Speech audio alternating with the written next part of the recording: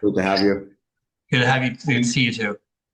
Yeah. So Uh, I just want to thank our attendees, the all right, plurality of I'm which on. are building officials today.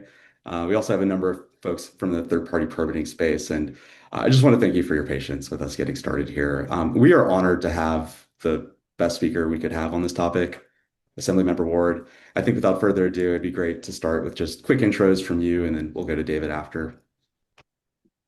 Sounds great. Yeah, sorry for all of our technical glitches, but I'm really grateful to be here to talk a little bit about a pretty significant bill that we got to the governor, and I'm grateful for the governor's signature on this, and that's Assembly Bill 253.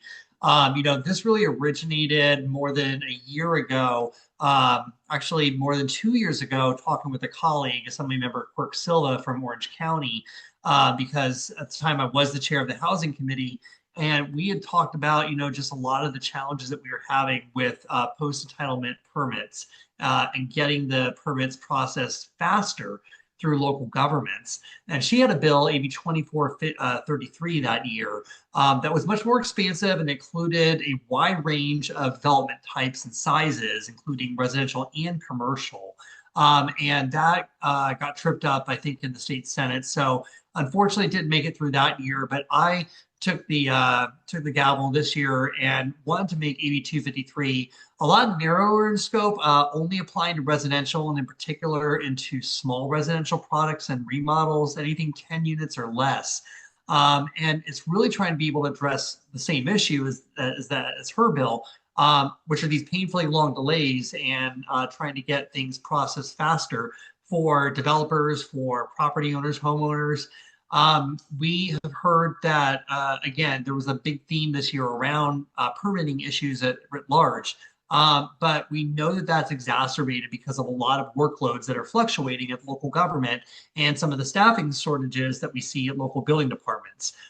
We know from the annual progress report data that's just self-reported by cities and local governments to the state that the average fully entitled building can take approximately 9 months to secure a permit. And people that I know that have engaged with my city have gone to after you are conceiving your project, you are developing those plans, you're spending all the time and effort talking to an architect and an engineer and sometimes even more specialists, and you get everything down to the city and then you wait. And so I asked, well, why do you have to wait 9 months? And they said, well, that's just what you do. And so that status quo is obviously taking a lot of time, which time is money. And these delays really kill a lot of housing production and affordability. And in worst case, some of these scenarios, they can kill housing projects altogether. So we want to be able to provide an alternative pathway. We know professionals are out there because I know that they are already helping local governments process information to conduct that review for a given project against local building ordinance and the state building codes and all of the things that need to be checked off on. And this really is just seen as a relief valve opportunity. So we know it can only help. But I hope that's a really strong overview to the genesis of AB 253 and what we hope to achieve. Awesome. And with that, let's turn it over to David. David, you are on the other side of the permitting counter. Be great to hear first just a quick introduction about what you do, and then how the other side of the permit counter is thinking about using AB 253. David, unfortunately, 5 years past the pandemic, we're still on mute. There Yeah. we go. Good. Okay. Hopefully you can hear me now. Okay. Yeah. Well, first off, thank you, Salim, and thank you to Assemblymember Ward and his team for all the housing legislation you've been doing. My team and I have certainly been following and been excited to see this AB 253 get passed, as well as others put out there. So I am the co-founder of Paulo and Romnus. Paulo is a design services company that has processed over 300 permits throughout San Diego County. 95% of those permits have been housing of all sizes, from single family homes to 100-unit apartment buildings. So we're well versed in the housing space on the design and engineering side. I also run a development services company called Romnus, which supports owners, contractors, developers in project managing projects from cradle to grave. So that's what we do. Being on the other side of the counter, certainly we've experienced all kinds of headaches, which Assemblymember Ward, referenced. So seeing AB 253 come in gives us what we would consider probably the first law or avenue I know as an applicant to put time control back in our hands. Unfortunately, for too long, we've been at the mercy of local jurisdictions, and that has almost always led to delays. The other thing that I would add to the conversation that we're inspired by is that this could lead to some more consistency in the review of plans. I know from outside, often people think it's black and white, the code, but actually there are multiple code paths to achieve a safe building. And we'll find that depending on the reviewer you have, you might get different comments and conflicting interpretations of the building code. So just like how we see the Supreme Court debate legislation and the Constitution, it's no different as a building code. There are different ways of seeing it. So this third-party reviewer offers an applicant a way to hand it over to a third-party professional that they know how they're going to look at complying with building safety. So we're excited for time and also consistency in interpretation. Thanks, David. And Silverio, thank you for joining us. I'd love just a quick introduction on what you do at Assemblymember Ward's office and your relationship to this bill. Yeah, of course. Hi, everyone. My name is Silverio Rizo. I'm a legislative aide for Assemblymember Chris Ward, who's here on the call, and I helped him staffing this bill. So happy to be here. Okay, wonderful. Well, we received a lot of questions from building officials who registered for this talk. I'd love to just dive into some of them. Good. The first one, and Assemblymember Ward, Silverio, whoever of you wants to take this, feel free. When does this bill take effect? When is the soonest the city could have an applicant asking to use this bill? January 1st. So governor signs normal courses of legislation, unless there's an expedite on this, that they would go into effect on January 1. Okay. And when an applicant does decide to use this, actually, wait, Silverio, did the speaker put urgency on this? I should know that. Yeah, we did. did. So it's in effect right now. When the governor signed it, it's actually currently in effect.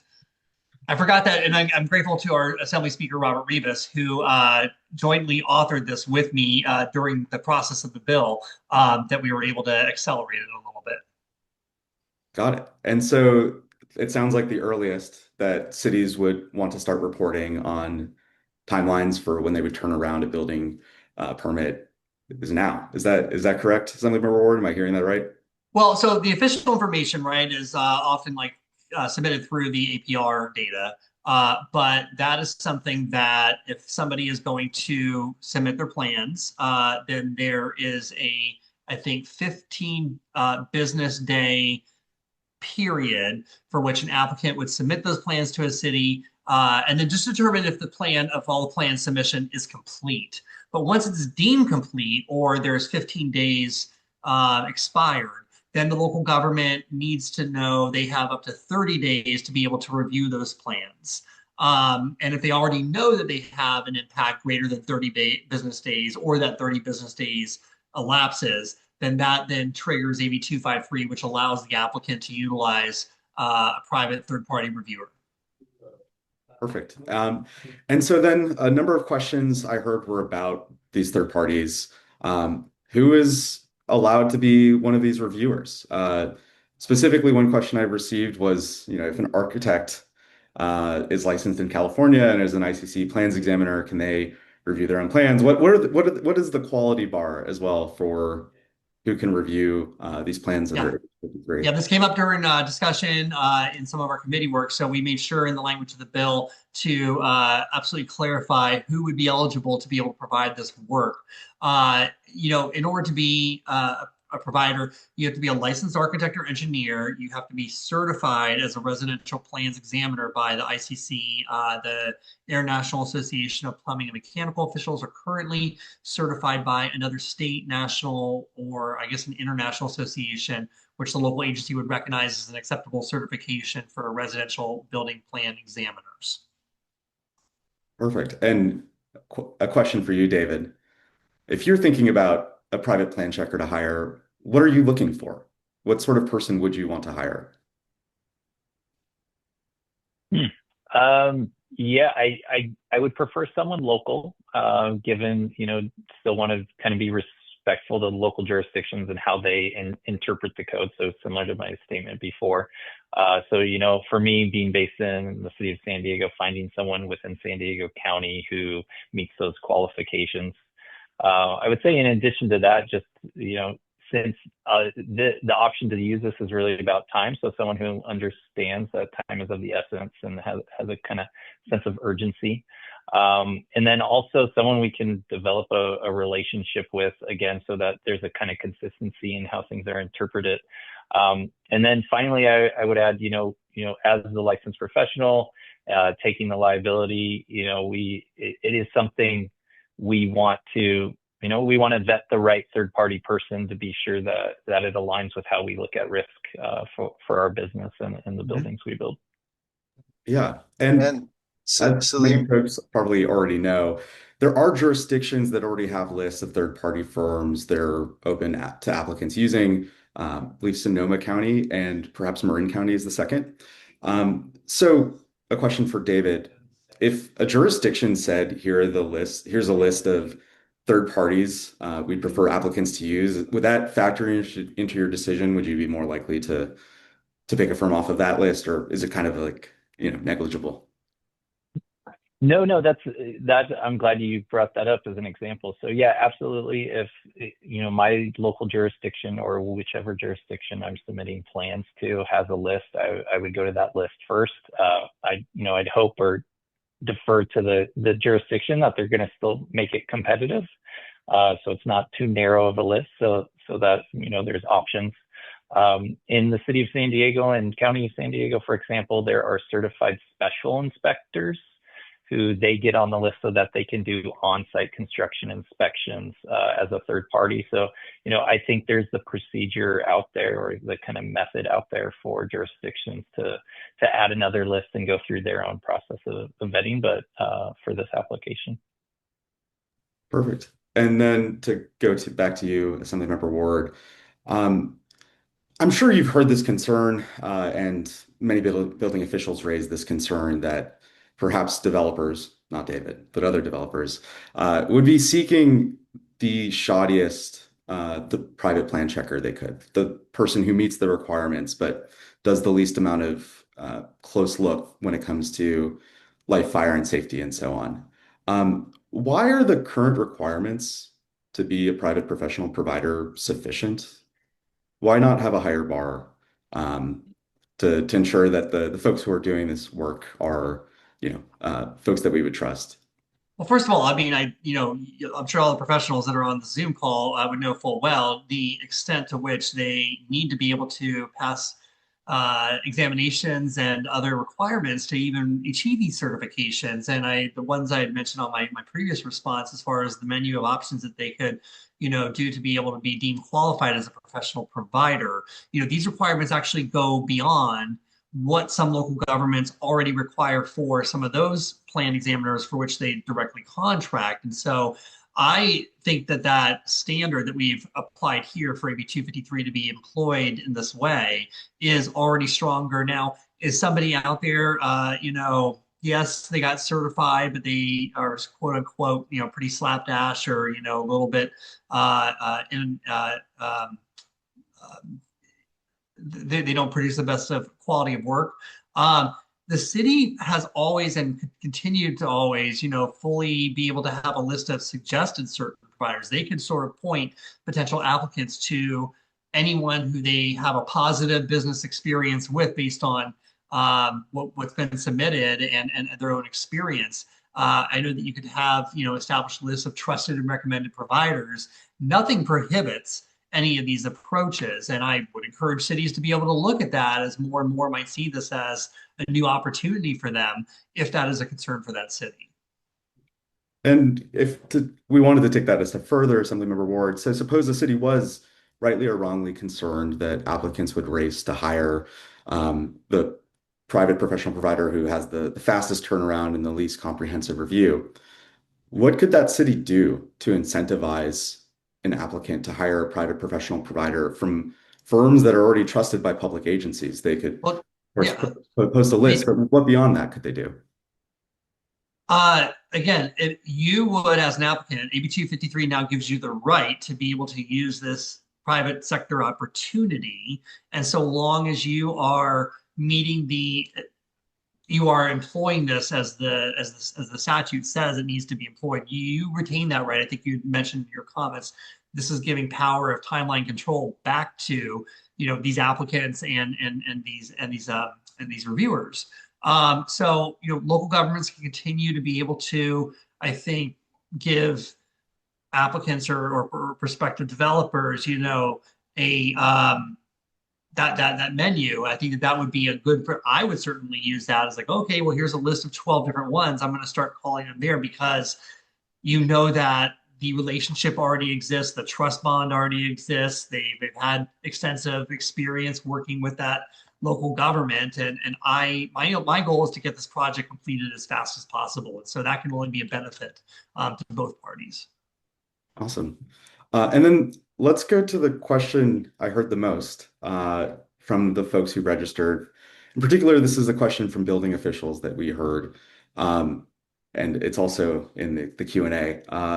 Donald Knight has already submitted a question like this.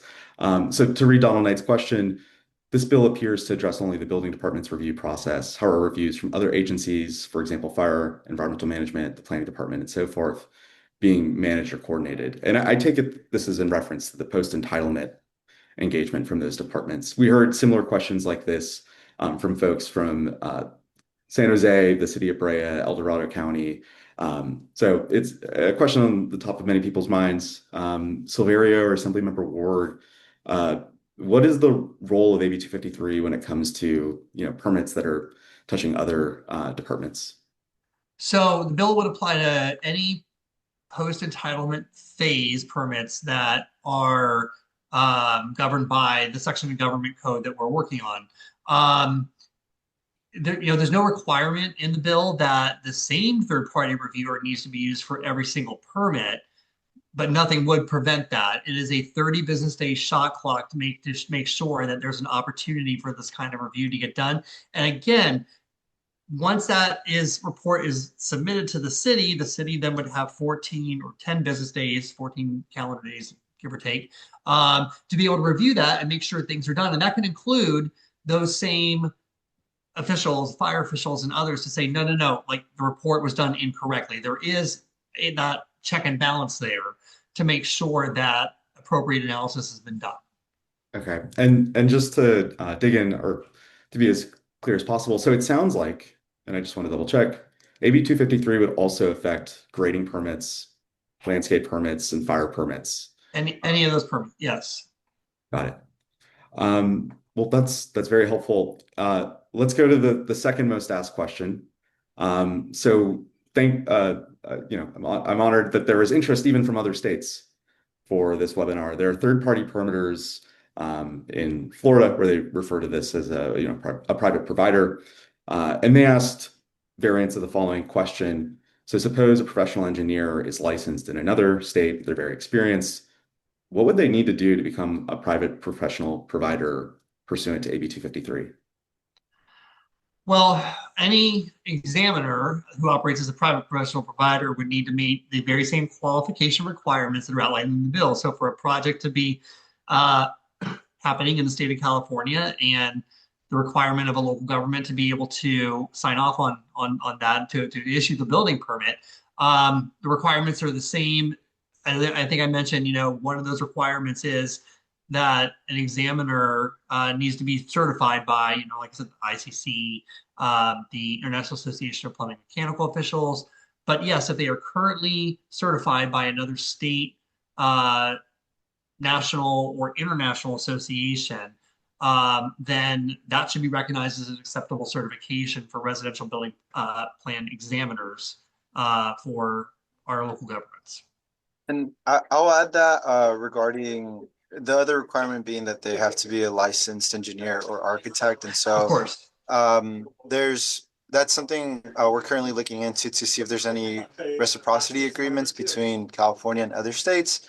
But barring that, the plans examiners would likely need to get their California licensure, and so that's one of the things we're looking into. And I'll also add regarding the permits, there might need to be some cleanup legislation or kind of clarifying legislation to really hone in on what exactly is covered. But I think the Assembly member kind of uh, gave a good overview of that. Wonderful. And then to dig into the business of this, right? This obviously affects third-party permitters. It creates a new market. Many of the current consulting firms that cities outsource building review to exclusively work for public agencies. In Mm-hmm. part, that's because there are very few jurisdictions in the past that allowed for private plan check. Um, is it fair to say that under AB 253, those third-party permitting firms that exclusively use or exclusively work for public agencies will lose business unless they're allowed to use AB 253 by those cities? Is that the impact on the market here? David, did you want to maybe start off this one? My impression was no, because I only see this as an opportunity for additive value. I think I could probably talk a little bit more, but David, you're the one who would be doing this kind of work, I guess. So in terms of myself doing the provider Or professionals like yourself, yeah.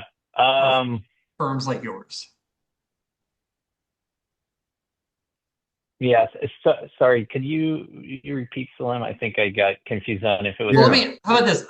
I'll give you my take, and I'd love to hear like kind of your thoughts on it too.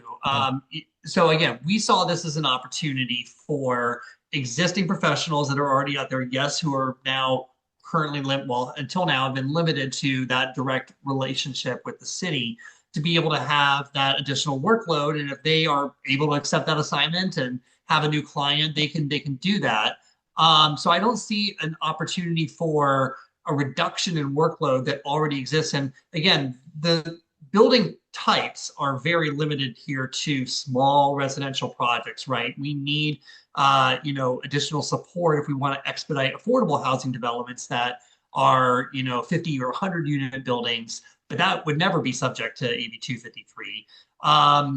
So what it is meant to be is a relief valve for any frustrated developer, homeowner, landowner whose only access right now is just to submit something to an overburdened building department and wait.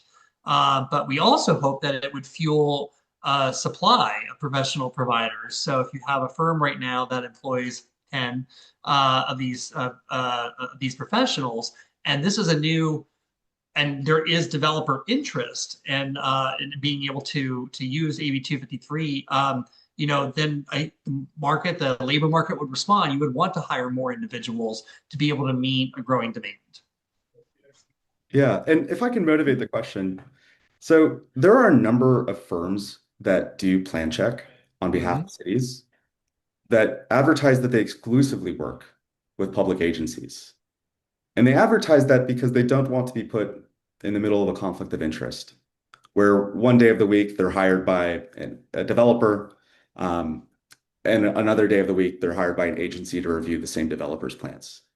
So with AB 253, in any jurisdiction, a firm like this now has the opportunity to do private plan check when they're hired by the developer, as well as plan check when they're hired by the jurisdiction. And so this affects the market in the following way, which is if these firms want to continue working exclusively for public agencies, one of the benefits they market, they would have to decline business using AB 253 unless the city signed off on it.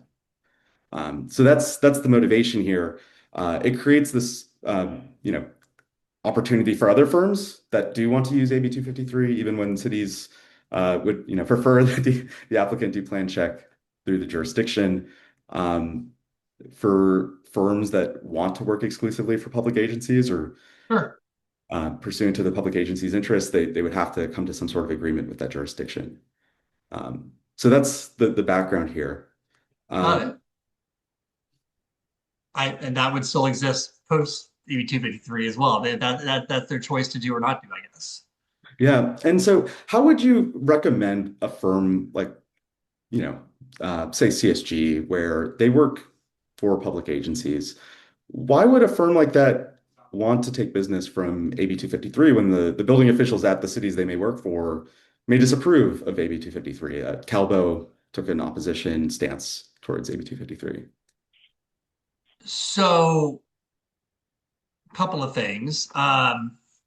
One, this is the law now, and so we are expecting that all local agencies will follow that law. If you're suggesting that somehow that this would disadvantage a firm from future work relationships with the city because they are no longer exclusively only working with local agencies, I think there are also existing laws on contracting and fair contracting about how firms would be selected that would also be some remedy that's available. So I would, if I was a city, I would tread very carefully about seeing this as something that should be um, retaliatory. Perfect. Well, with that, I'm going to transition to the Q&A we've been getting from folks on this call. Um, again, if you're interested in asking a question live, Assemblymember Ward or any of the other panelists, feel free to use the Q&A and we will get to it in order. I'll start with a question from Greg Mahoney, Chief Building Official with Sacramento County. He asks, once you exceed 3 units, then accessibility requirements are applicable. SB 1608 requires jurisdictions to have CASP on staff to perform reviews of accessibility. How does this bill address accessibility compliance? There was a lot that I was processing in there. Can you maybe repeat the question? Yeah. Once you exceed 3 units, then accessibility requirements are Right. applicable. Senate Bill 1608 requires jurisdictions to have a CASP certified individual on staff. So that's someone who's certified with the California Accessibility Code Okay. to perform reviews. So how does this bill address accessibility compliance? And I think the question here is if there's a private professional provider working on a 3 unit to 9 unit residential project, do they need to have someone CASP certified on staff? They would need to have all the elements that are subject to the review under the government code would, apples to apples, need to be performed by a reviewer that's doing an EB 253 review. And so, if that, first of all, if there is information around accessibility, I suppose that is a part of the plan. So hopefully that will be evidenced during the first initial 2 week period that plans are submitted and you have to deem that plans are complete. And so from that, you would want to have a professional that, of course, would have to be up to speed on all the codes, just like if they're, regardless if they're a private professional or a public agency professional, I think that the parallel will still be there. Okay. And then that should be reflected in that report to this local government who would need to conduct that review and deem that report that was properly done across all areas of study. And that's how I would see that sort of playing out. The next question from Richard Angley. Who will be responsible for reviewing floodplain, MS4, and similar requirements meet local ordinance? The same thing. It applies to all, if there's any special permitting, any special permitting, I guess, elements that need to be reviewed. All of those would be reviewed by the professional submitted in that report. And if they got it wrong, then there is a mechanism to be able to correct that or deny that. Okay. Another question from Greg Mahoney, and maybe this is more of a comment than a question, but he says, when you exceed 3 units, you can no longer use the California Residential Code. Yeah. And so the residential certification with the ICC is not necessarily applicable. And I'm putting those words into your comment, Greg, but that's how I understand it. Multi-story and multi-family dwellings are much more complicated than the dwellings designed by using the residential code. And so I take it the question is, why have this requirement that someone be a residential plans examiner under the ICC when the bill allows people to review projects that may not be governed by the California Residential Code? So it's interesting because I actually had another bill that was not successful this year. We are going to be taking another look at that to try to move units up to 10 units that are residential only into the residential code. Another conversation for another time. Again, this only applies to an exclusively residential project of a small scale. And so, yes, when you get, I would imagine, we're not going to get a lot of 10-unit buildings that are stacked high right on top of each other that are going to get to a point where you're going to need a different type of construction. So yeah, it's again, we wanted to be able to sort of help to relieve a lot of the smaller projects, which are probably also the greatest number of permit requests that are submitted to a local government as well. And that would allow a local agency to, if there's a little bit less workload for them to meet and sort of shrink that timeline, their eyes would be, I think, further trained towards the need to be able to review more complex projects, like something that's mid-scale or high density development. Okay. And I would also add that in the bill, the liability does fall on the reviewer for any damages and injuries resulting from a poor plan check. So there's really also a built-in incentive to review projects which they are knowledgeable and are competent to do. So really, someone who's not really able to do this there's that built-in disincentive, and that's built Right. into the language itself of the bill. That's a good point, and I think tearing off of that too for Silverio, the bill also, this came up as a committee amendment that we want to make sure that we're indemnifying local agencies from any damages or something that occurred because of the review by a third party professional. So protections there for the local governments if an issue came up after the fact, but also responsibility there for the use of private insurance for those individuals who are agreeing to accept that work and do it correctly. All right. So we have a third question from Greg Mahoney, and others, feel free to chime in. Um, Greg asks, my jurisdiction, Sacramento County, has our fee structured posted in our county code. Do we need to repeat the permit fees in another location, or is the fee calculation schedule compliant? I don't No, I don't think so. It's compliant for your local government's purposes. We That's can. we'd have to probably sidebar that one and look into it. Okay. Um, a Another question, this one from Alice Chen. Will there be a conflict of interest if the consultants are contracted with the city and do the reviews under AB 253 for the applicants to submit to the city? So I take it that this follows off of the thread earlier. Um, David, would you be interested in taking this question? Would you be concerned if, like, on your side of the permit counter, would you have a concern about a conflict if you were hiring a third-party permitting firm that was also contracted out by the city?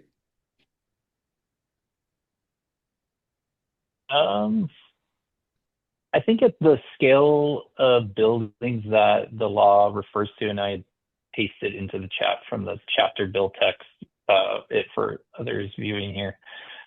Given that it's only up to 10 units, I would not feel uncomfortable about that.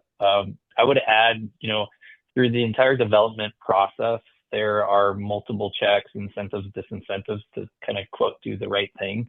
The licensed professional who prepares the plans for engineering, design, calculations, and all that,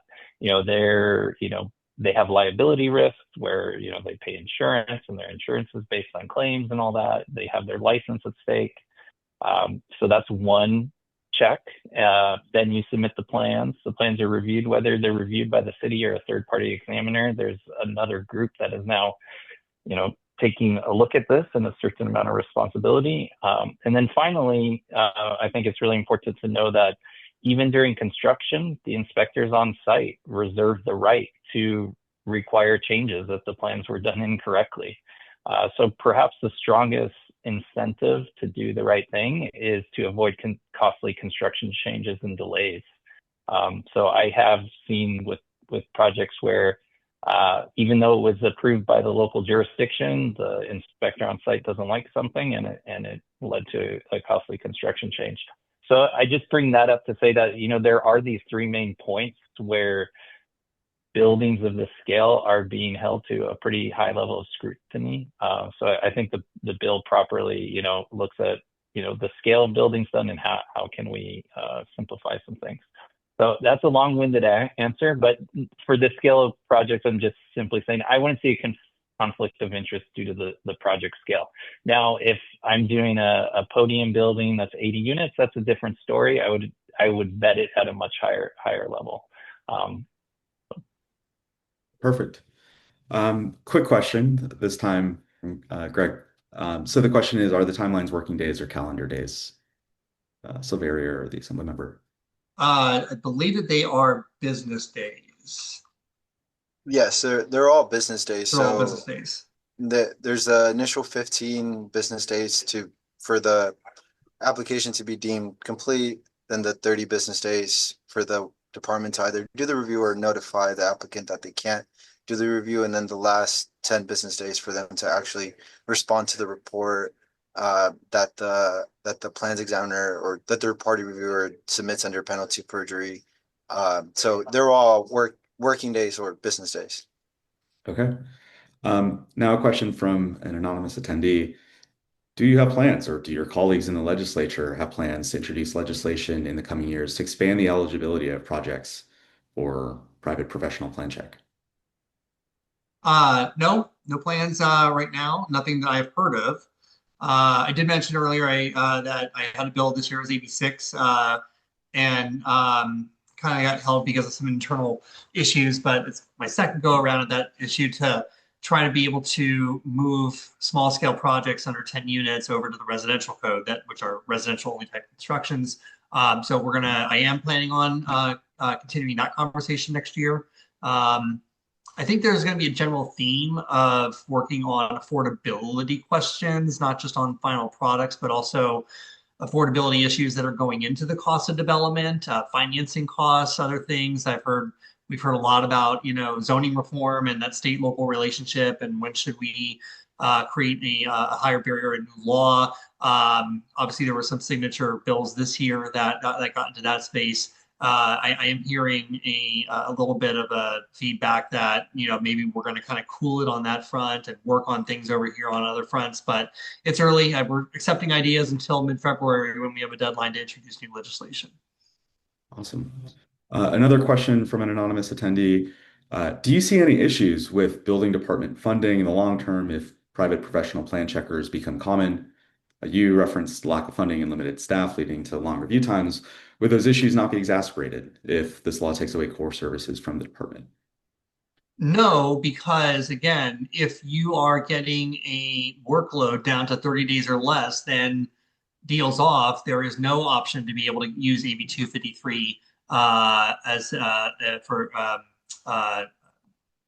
that applicant. You have to go through the city. So that's something to make sure that whatever today's existing baseline of workload, I guess, for the city, that will be maintained as long as you're willing to have those positions and you're willing to put the funding in there. And I assume that a lot of the building fees that goes into that are going to be able to help to pay for that workload within the city. So you modulate that according to how you want, but I don't see that this would actually harm or reduce a city workload. And am I right in understanding that the applicant still pays plan check fees to the jurisdiction, even if they use AB 253? Is that correct? That's correct. Okay. Because somebody still has to review the report. Yeah. We'll take one last question and then we'll kick it over to final remarks. So this is a question from David Chung. Is this bill applicable to remodels, additions, alteration Yes. projects? Okay. Maybe we have time for another question then. So this question is from Alice Chen. What's the timeline for resubmittals based on the comments issued within the 30-day review clock? Is it another 30 days for the resubmittal? Um, and there's currently no timeline, I guess. Yeah, right. With this, it would take as long as it would take. That's a great question. We'd have to study that a little bit more.